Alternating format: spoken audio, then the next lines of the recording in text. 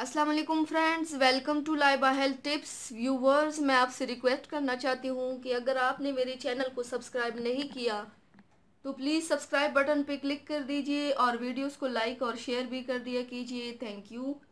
तो व्यूवर्स, इस वीडियो में मैं आपके लिए एक बहुत ही अच्छा नुस्खा लेकर आप लोगों की खिदमत में हाजिर हुई हूँ।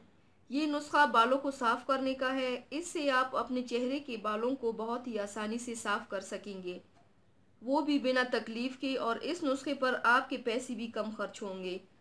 अगर आपके चेहरे पर फालतू बाल है और आप चाहते हैं कि फालतू बाल से आपको हमेशा के लिए निजात मिल जाए, तो आज मैं आपको आसान नुस्खा बताऊंगी जिससे आपके चेहरे के फालतू बाल आसानी से ख़त्म हो जाएंगे और इसका कोई नुकसान भी नहीं है। ये नुस्खा बनाने में भी बहुत ही आसान है।